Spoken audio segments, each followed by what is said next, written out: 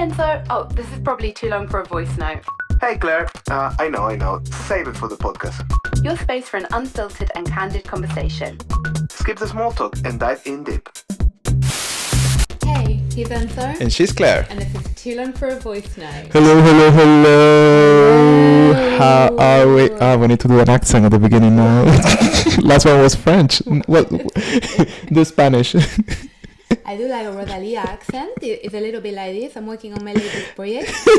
Do you think that it's a good Spanish accent? It's good. Yeah. I think the French is good, but this is better. This is really good. The French is better, but this is good.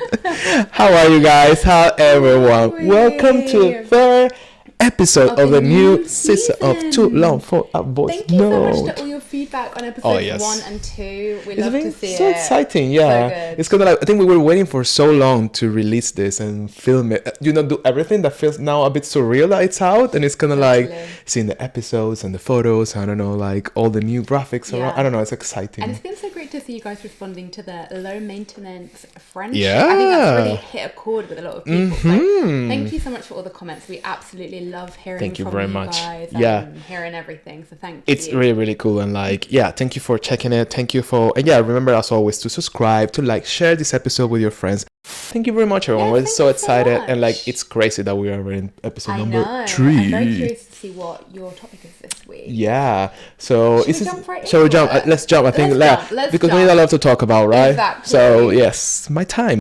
So what is your topic this week? I have absolutely no idea what it is. So I think my topic, it could be a bit controversial, and it's a bit like where to stand on this, but I think it's also something that it's always evolving, and it has so many layers, I feel. But I want to talk about how possibly and potentially we're having less fun nowadays as a society. Oh, fun. And literally fun. Let's talk about this. And obviously this is a really broad topic, so obviously we cannot cover everything I have in mind to talk about this now, but I think we can touch some points on this, right? Okay. And this all comes from, I read an article a long time ago about how this new generation, especially the Gen Zers and also millennials, we can be a bit affected on that. We're having a bit less fun, and how maybe it takes a bit longer for all of us it's harder for us to love things or just freely enjoy things that it's supposed to be funny. So a whole thing, right? It's really layered because, it comes from comedies, movies, daily type of things. Also, it's overall how we perceive fun stuff nowadays. Let me start with this first. What do you think about being politically correct and talking a bit of some topics that maybe they are delicate or a bit complicated, but you need to really think and really think about what you're gonna say, because there are topics that could be really delicate and you want to remain politically correct because that's the right thing to do, right? So what do you think about all of that? What is your take on that? I find, to be honest, that I don't know, I think it depends on who you're joking with, right? Or to what scale you're joking on. Yeah. I think that I never really enjoyed humour or comedy that's kind of bringing other people down. But I think I can enjoy humour that's quite savage, but not mean. So I think I would probably fall on the side of enjoying humour that's quite, not politically correct, but I think, I think it's probably beneficial, not to kind of isolate a specific group, unless maybe you're part of that group, and then it's good point. Yeah, kind of maybe more doable. Yeah, more doable. Yeah, because I think all of this is a lot of people, especially the boomers. By the way, I don't want to sound like a boomer in this episode. I just want to talk about this because some people are oh my god, the boomers, blah blah blah blah, because the boomers, as I said, the generation before us, our parents. They often say things oh my god, this new generation also the crystal generation, they're so delicate, the snowflake generation, they're blah blah blah, they cannot take a joke, they cannot blah blah blah. And it's a really complicated statement, because the truth is we have changed our society so much, and we understand better nowadays in the different ways how things are good or bad, or how maybe making jokes or certain peoples or groups are actually not beneficial. It's not good to make fun of people that have disabilities, for example, because how that adds anything to whatever, or to life, you know, for example, like. Well, it's weird because I think obviously, the world was such a different place then, and I think that it's better in a lot of ways that we kind of don't marginalize different groups and don't laugh at other groups, for example. I think that that's kind of okay, and I think that there were a lot of problems in as there are problems in our generation, there were a lot of problems in our parents' generation. You know, like it used to be common for like men to like slap women's bums in like the office. Can you imagine? In the office, you know, and that was common. So I think that like things have evolved in like a good way. Do you think, I wanted to read something, but before, I don't want to lose the train of thoughts, but do you think like, because we are really like, let's say, woke nowadays, and we are more aware of everything, that's really makes really more difficult for us to enjoy things and have humor in life, whatever it's like TV or regular life, friendships as well, like the ways we communicate, like, because we're so woke and we have so much information right now, and like we understand things so much better. Do you think it affects the way that we actually approach things? Do you think like, because before you reply to me, like sometimes I feel like when you are so aware of so many things, it's kind of like, it's a blessing, but sometimes it's also like, I mean, that's why I said like ignorance is a bliss, right? A lot of people that are more ignorant, they have less to worry about because they have less layers of things to consider, which I'm happy not to be like that, honestly, but I do understand sometimes it takes energy when everything needs to be maybe revisited or revised. I don't know. It's like, I don't know, I want to talk a bit more about that. What do you think about this? I think of like two different things, because I don't see how like being polite or like being kind of like politically correct and like woke would like stop you having fun.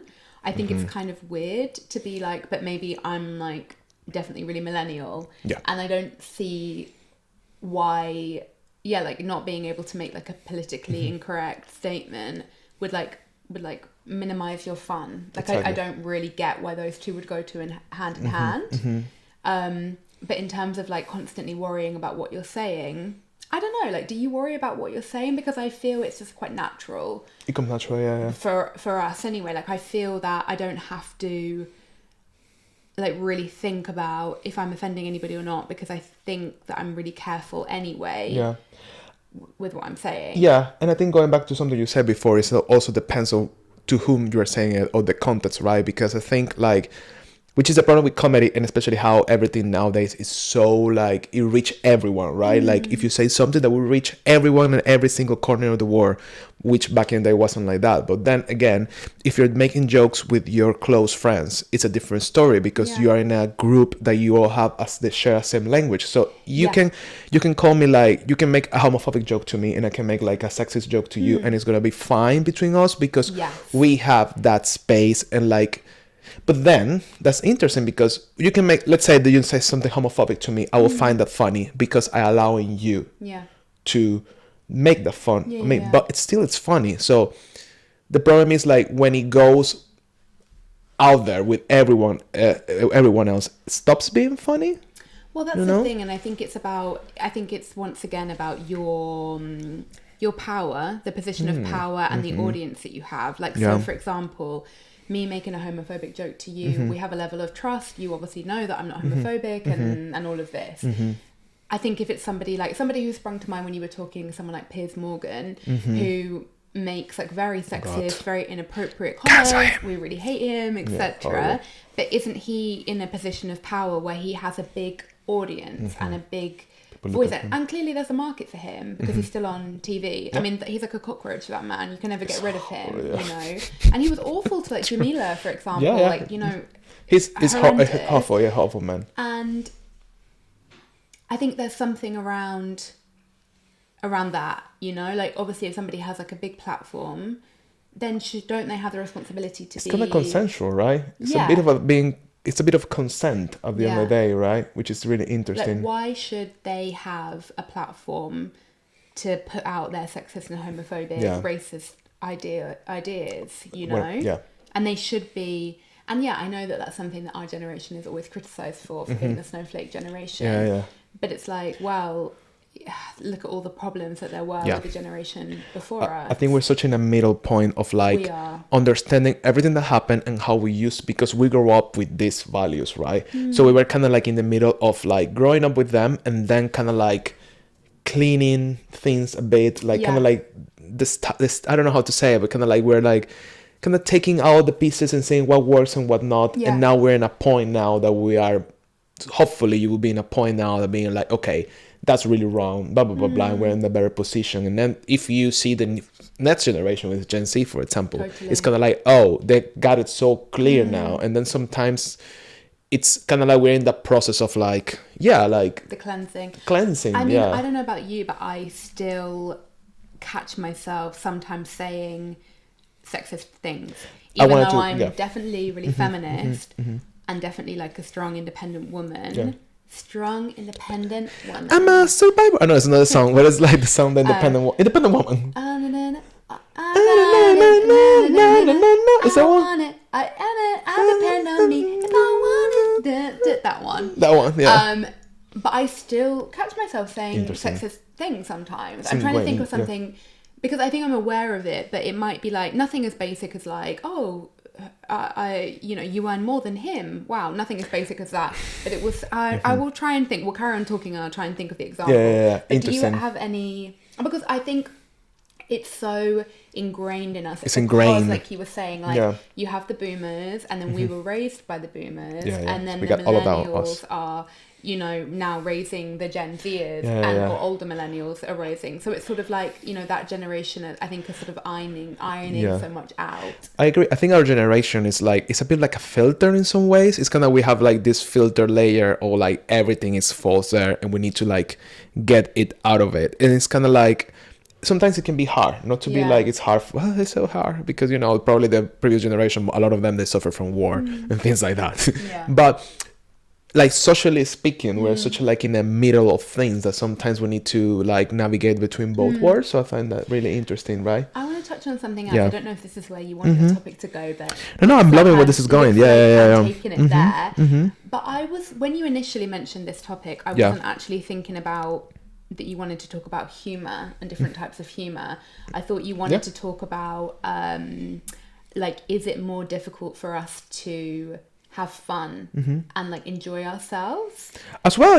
I mean, and that's something that I do think let's go for it because it's about like, I think it all kind of like connected with everything. Is it harder for our generation to just have fun and enjoy? I wonder if there's something about the pandemic there as well. There's a bit of that, definitely. Because do you feel like people started to have, number one, obviously you have to say fun is subjective. Whatever's my fun idea for you, of fun might not be idea fun for you, and vice versa. But I do feel, I think I notice like with friends, like maybe like a rapid aging, let's say, and then a kind of like definitely finding things a little bit less fun. I wonder if it kind of is like related to, I think it's a lot related to how socially and culturally we're changing as well. And that's why I feel like this is connected to what you're saying. It's one of the layers I was thinking when I was I wanted to bring this topic, because I think fun is just not comedy of like how we perceive fun in a show. It's also like how we enjoy life overall and how it's been changing again. And I wonder like if, because we went after the pandemic, we went so self-aware of everything that when we're after and we start consuming so much content from the internet, and I think like TikTok blew up, and then we started to be more aware and connected with so many things that were happening that's actually like making way more complicated our friendships. I feel sometimes like now I have so many tools of information I didn't have a few years ago, and now like I think I often filter things more and more and more. Which, in what way? Like, for example, if we're having a conversation, I want to be aware of things that wasn't before. I don't know if it's just getting older, but I think it's also like having more and more tools about like whatever it is. If I like mental health, like women's rights or whatever, whatever it is, the topic. I think it can be, which again comes for me to like we have so much information now that even like the daily interaction can be more dissected, maybe, and less free. Isn't that just being more thoughtful? Yes, probably, which is not bad, but like I guess what's the level, which point is like, oh, you're being thoughtful is really helping, and which point is just like makes it heavier and more difficult because you're always being thoughtful of everything. You're always overthinking everything, maybe. I think since the pandemic, I think the world has always been like a scary place, but I think the pandemic really changed us in a lot of ways, because I think for like our age group, that was like the first kind of, obviously we've had like, you know, terrorist attacks, everything, and you know, like and we're obviously from different countries, but that was the first big, massive global traumatic thing. And I think it made people reassess their priorities.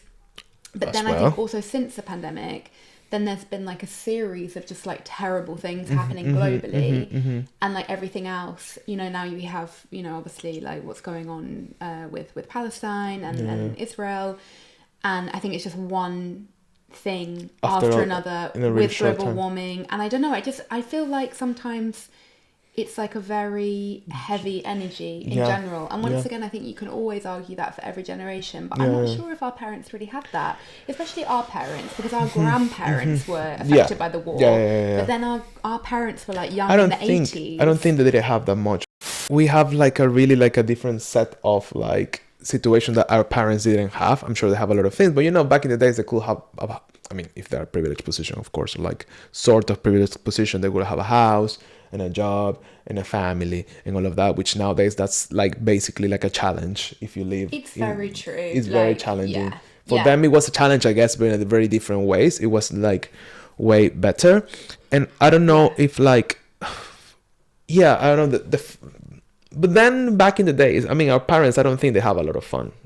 They didn't travel a lot, for example. My parents I don't think. You think they'd have a lot of fun? My parents did travel, and I think they had a lot of fun, but they were working for an airport, so they got like massively discounted flights, and they were like going to Brazil for like £10 or something. Of course, that's crazy. You know, because like, back in the day, people didn't travel that much. You need to be like, I don't know. I think my parents definitely did. They have like a different experience. I think so. Yeah. And like, I think they definitely, I mean, I don't know, I can definitely like ask them if they had fun. Did they have fun? Did they have fun? But I think they did, but I think there were different restrictions. I think we are dealing with like a set of different challenges, but I think we're restricted in some ways that they weren't, and they were more restricted in some ways that we aren't. Like I think we're very financially restricted. Neither of my parents went to uni, and they were able to get like a house. It's crazy. And like we can't even get a job without. You couldn't even get like a basic job nowadays without going to university. It's totally different.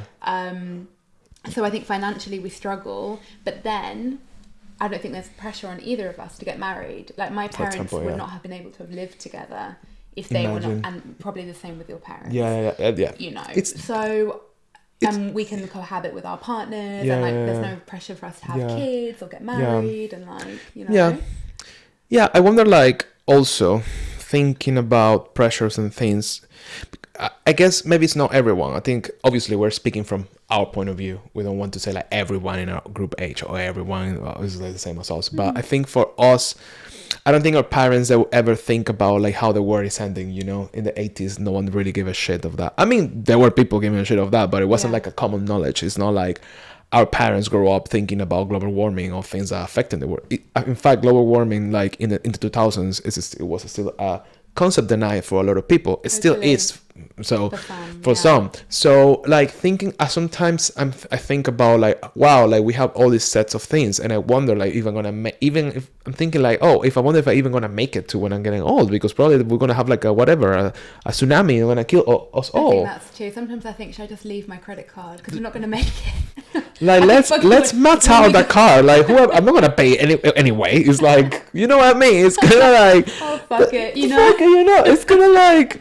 what's the point? It's like we will reach to 80s, I guess. So you know, like it's, I don't know if that like not chunk, but like that connection with reality that we have nowadays also limit us. Like, because back in the days you get news and you get things and you get aware if you read a book, if you sometimes you check a good TV show, if you read something, maybe if you are really knowledgeable and you're curious.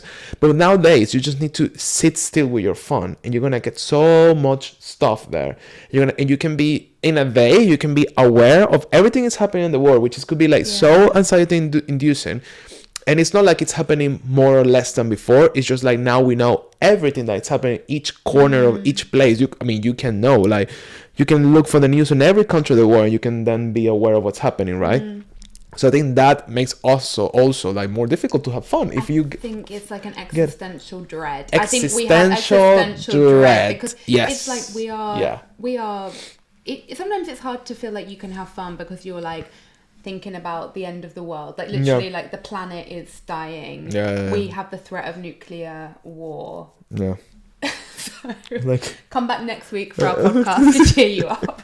Do you think you have less fun now than you did when you were younger? Or it's different? I don't. I do feel I have more responsibilities, and also like I think I have more goals to reach, but I think it's an age thing. It's because like, I'm in my 30s, so I feel like it's a clock, which is like, which is the thing. It's like a fight with yourself, because it's like whatever, you can have any age. Obviously, like you grew up thinking like your 30s are your prime, right? And you need to get certain things in your 30s, which is not really true. You can get your prime could be at your 40s, your prime could be at your 50s. Like that's it's proved nowadays for our generation that's changed. That was again coming back of all concepts and like all perceptions. That's something that doesn't apply anymore, and it changed a lot. So it's I think a lot of like times that I feel like having less fun is because I'm in this race it's not against myself. It's a race against my own time, maybe feeling like I'm running all the time, or like I need to rush, it's gonna be too late, blah blah blah blah. So it's kind of like, which is also I think it's a society, and also living in a city like London, like it's always like a race, right? And you feel like you need to do this, you need to get that, or whatever, the podcast, you need to get the career, whatever. And it's kind of like sometimes it can be like, oh wow, you forget that you need to have fun as well in the process. And it's and everyone said that, like, you know, like you can read every book, you can watch every podcast, whatever you do, it's like, oh, you need to remind yourself to have fun.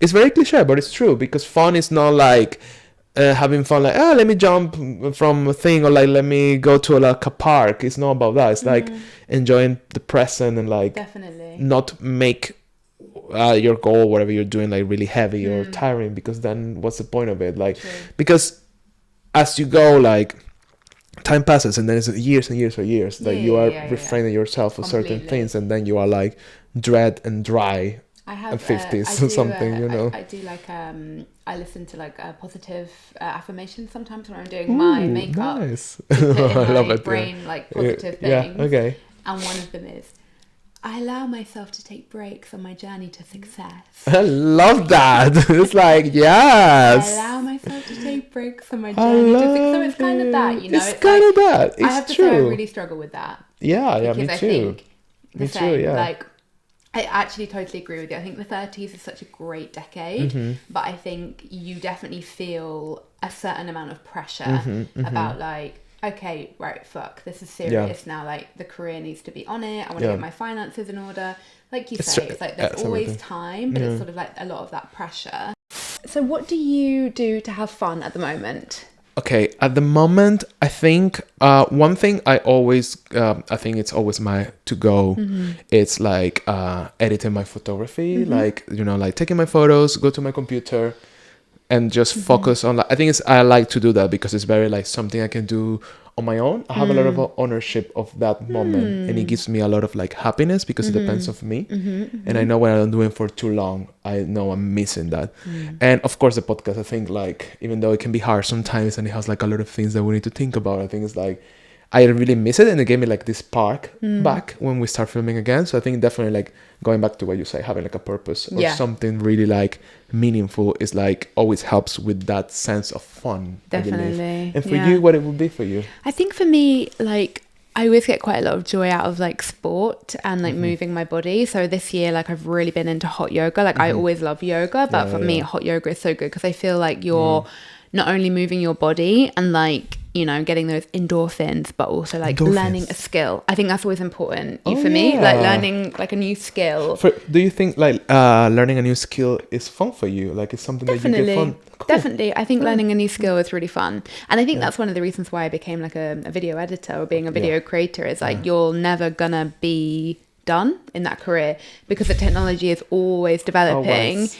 So it's sort of like there's always something new I can learn. I agree with I'm that. never going to be like knowing all about my job. I agree with that. And I think I kind of feel related to that, because I think with creation and photography overall, there's always new things. So Totally. everything technological has that. Yeah.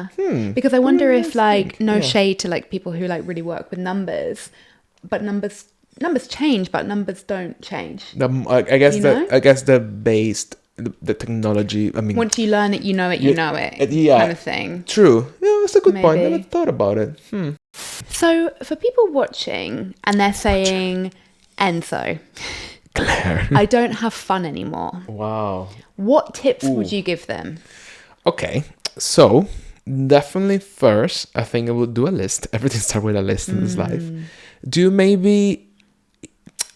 a list of maybe like 3 or 5 things that it gives you like a bit of joy somehow. Like if it's, for example, I love eating. You know what I mean? I love eating. Because if you love eating, maybe you can find something to do related to eating. Yes. Like learning a new thing, or doing like making a new cake or something like that. And then you can find fun there. Totally. I think fun is really related to things that we normally, like in your regular life, we like to do. Yeah, like a passion. Like a passion. So I think like definitely like if you're not having fun, it's good to list things that gives you some sort of like satisfaction, and then like kind of breaking it down from there. I think that would be a good thing, because also like fun is not like going out having drinks necessarily. Fun is not clubbing necessarily. Fun, I mean, it has many ways, you know, like fun is not, because I think like maybe when you're younger, like fun is like going out and like having fun and getting like getting smashed or something, but it's not only that. So I think that would be like my suggestion, like breaking it down, things that makes you happy. Okay, interesting. Focusing on your passion. Focus on your passion, like, sounds like a fun thing to do. Definitely. So Okay, interesting. So thank you, Claire, for like, I think I definitely want to do like a second part of this topic, so I will bring it up, because I think like fun and how we view fun, it's like so like vast, is so many things, layers there. Totally. And yeah, like I think there's a lot of unsaid things from this conversation still. So yeah, loved it. Well, guys, please comment and let us know, how do you have fun? Yeah, I was curious, like how's fun for you? What do you with your friends feel especially? about how do you feel about fun? How has that changed for you as yeah, well? How has it changed? Yeah, exactly. How has it changed? Because I think it's changed a lot. So yeah, that would be really good. So please, guys, and everyone's listening to us, thank you very much again. Thank you for coming back. Comment, like, subscribe, and all of that. Yeah. So guys, see you next week. Bye guys.